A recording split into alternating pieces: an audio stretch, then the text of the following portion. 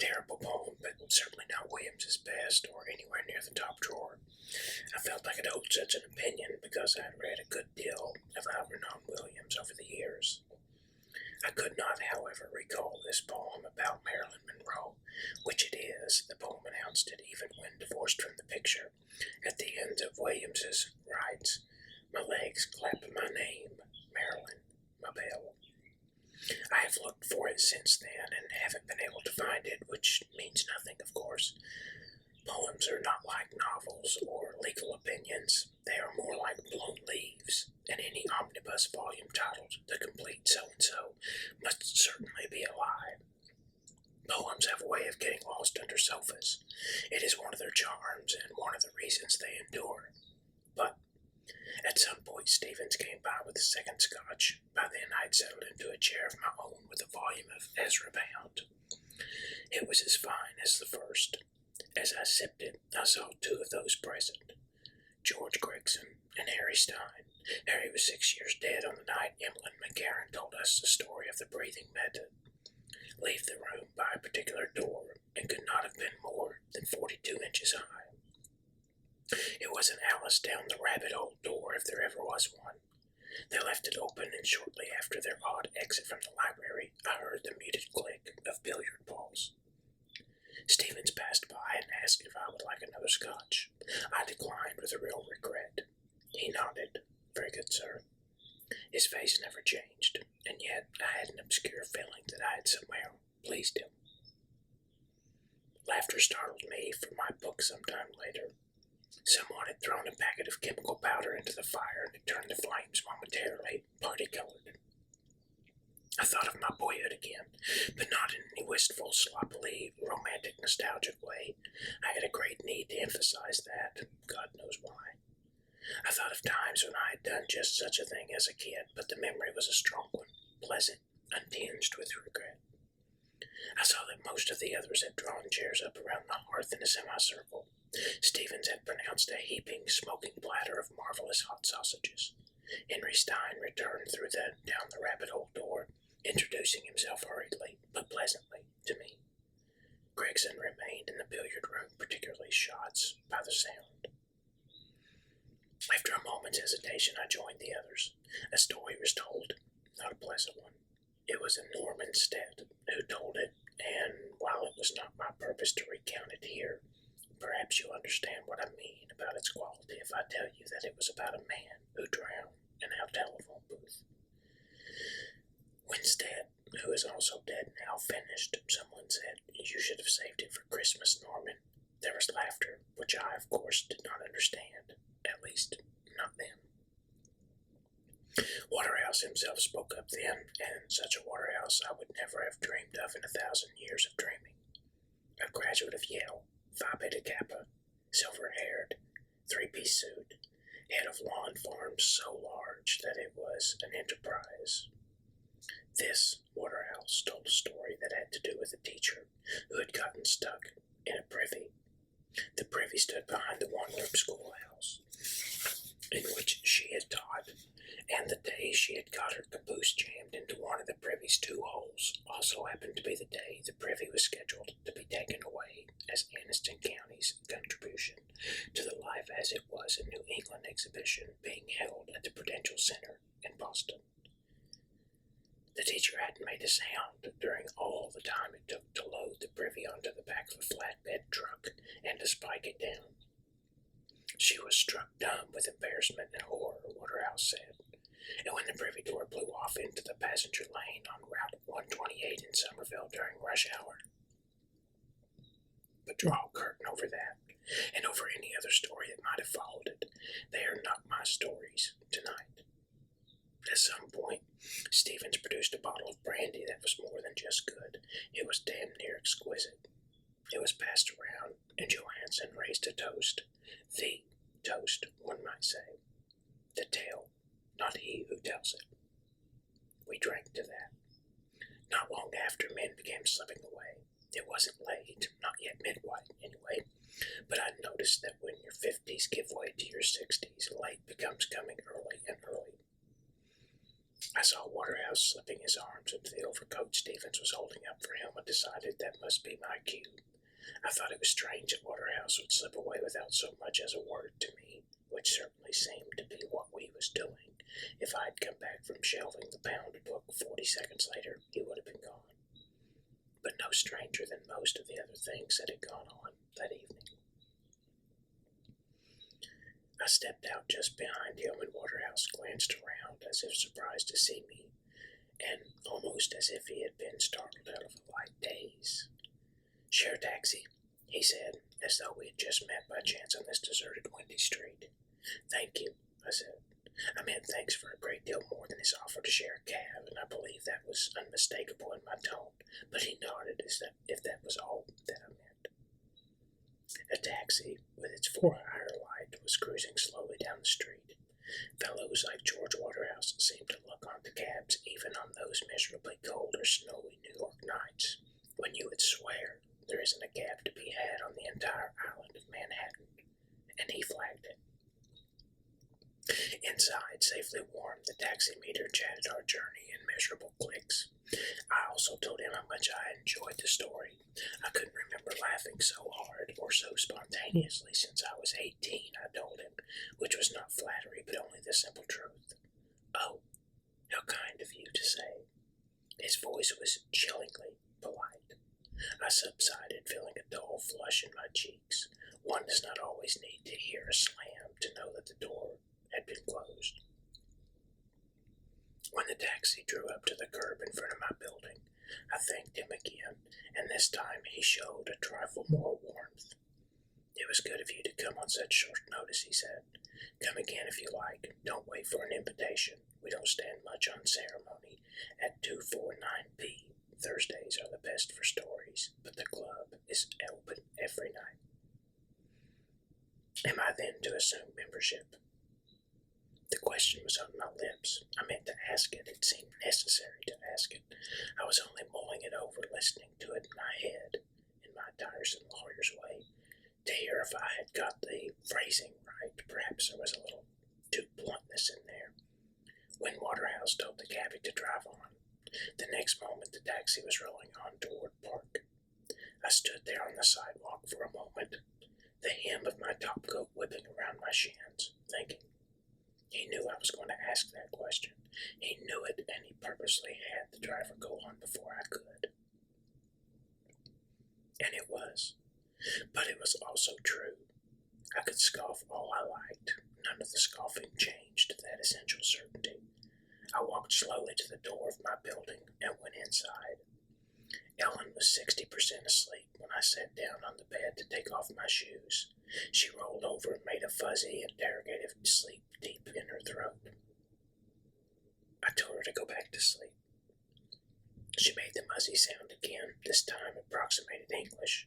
How was it? For a moment I hesitated, my shirt half unbuttoned, and I thought with one moment's utter clarity, if I tell her, I will never see the other side of that door again. It was all right, I said. Old man telling war stories. I told you so. But it wasn't bad. I might go back again. It might do me some good with the firm. The firm, she mocked lightly. What an old buzzard you are, my love. It takes one to know one, I said, but she had already fallen asleep again. I undressed, showered, toweled, put on my pajamas, and then instead of going to bed as I should have done, it was edging past 1 by that time. I put on my robe and had another bottle of Beck's. I sat at the kitchen table drinking it slowly, looking out the window and up the canyon on Madison Avenue, thinking. My head was a trifle buzzy from my evening's intake of alcohol. For me, an unexpectedly large intake. But the feeling was not as all unpleasant, and I had no sense of impending hangover. The thought which had come to me when Ellen asked me about my evening was as ridiculous as the one I'd entertained about George Waterhouse as the cab drove away from me. What in God's name could be wrong with telling my wife about a perfectly harmless evening at my boss's stuffy men's club? And even if something were wrong with telling her, who would know that I had?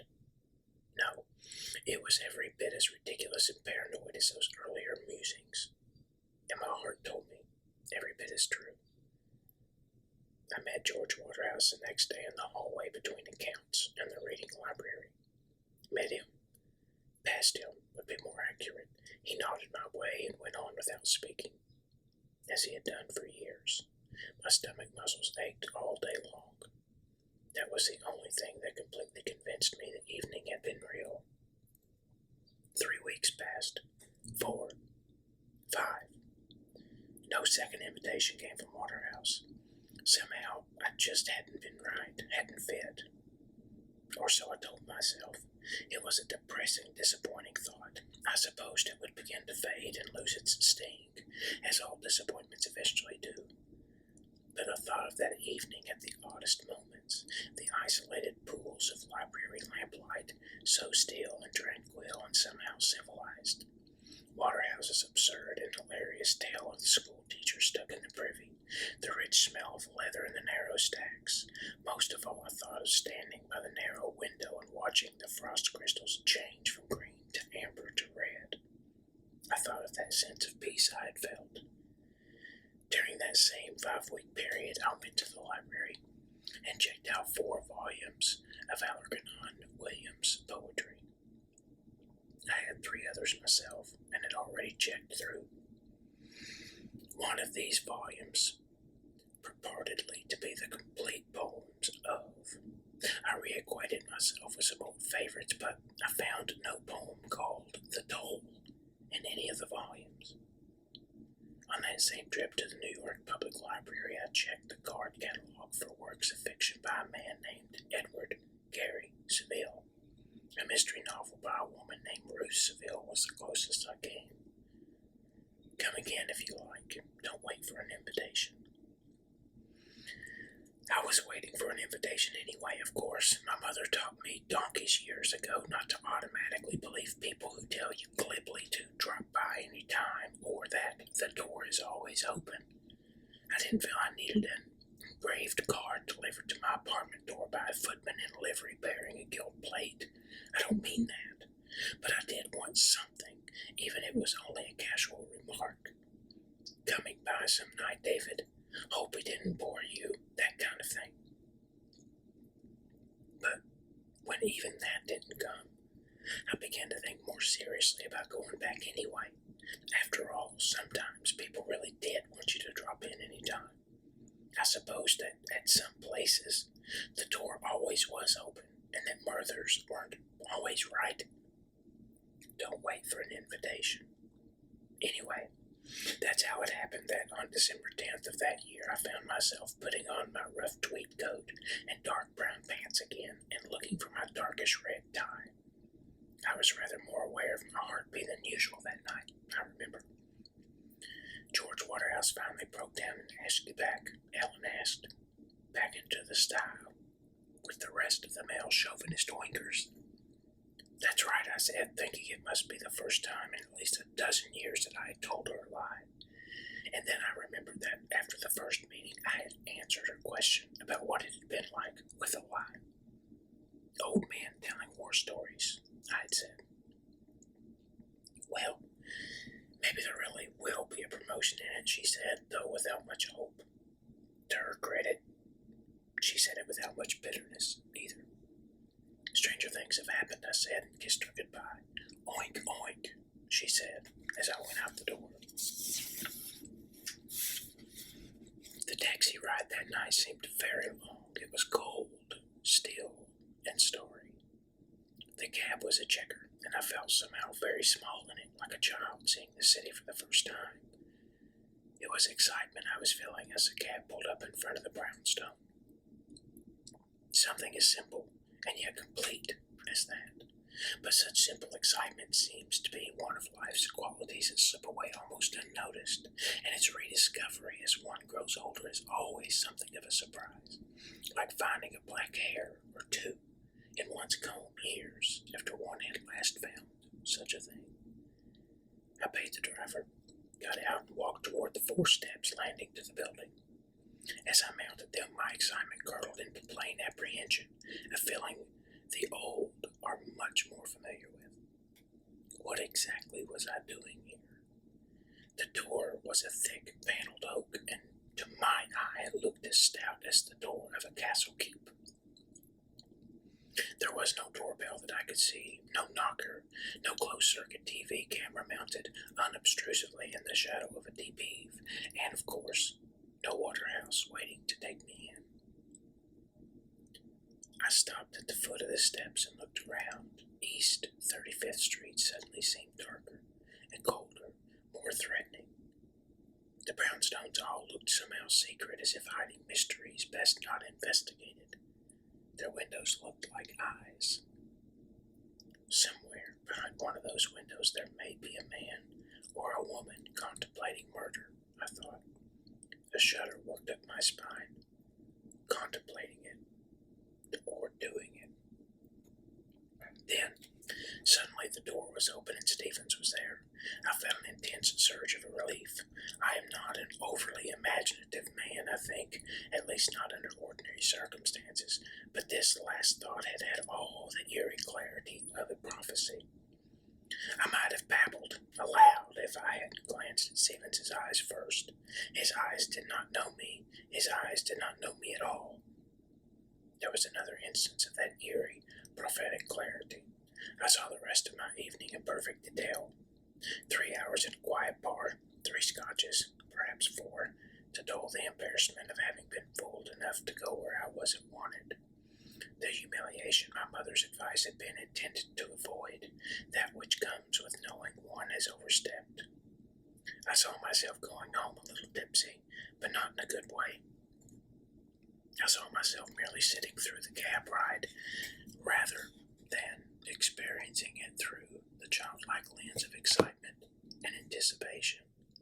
I heard myself saying to Ellen, "It wears thin after a while." Waterhouse told the same story about winning a consignment of T-bone steaks for the 3rd Battalion in a poker game. And they played hearts for $1 and a point, and you can believe it. Go back, I suppose. I might, but I doubt it. And that would be the end of it. Except, I suppose, for my own humiliation. I saw all this and nothing of Stephen's eyes. Then the eyes warmed. He smiled slightly and said, "Mr. Adley, come in. I'll take your coat." I mounted the steps and Stevens closed the door firmly behind me. How different a door can feel when you're on the warm side of it. He took my coat and was gone with it. I stood in the hall for a moment looking at my own reflection in the pier glass, a man of 63 whose face was rapidly becoming too gaunt to look middle-aged. And yet, the reflection pleased me. I slipped into the library. Johansson was there reading his Wall Street Journal. In another island of light, Emmeline McCarran sat over a cheese board opposite Peter Andrews. McCarran was and is a cadaverous man, possessed of a narrow, blade-like nose. Andrews was huge, slope-shouldered, and caloric. A fast, ginger-colored beard sprayed over his vest. Face to face over the inlaid board with its carved pieces of ivory and ebony, they looked like Indian totems, eagle and bear. Waterhouse was there frowning over the day's Times. He glanced up, nodded at me without surprise, and disappeared into the paper again. Stevens brought me a scotch, unasked. I took it into the stacks and found that puzzling, enticing set of green volumes again. I began reading the works of Edward Grey Seville that night. I started at the beginning with These Were Our Brothers. Since then I have read them all, and believe them to be 11 of the finest novels of our century.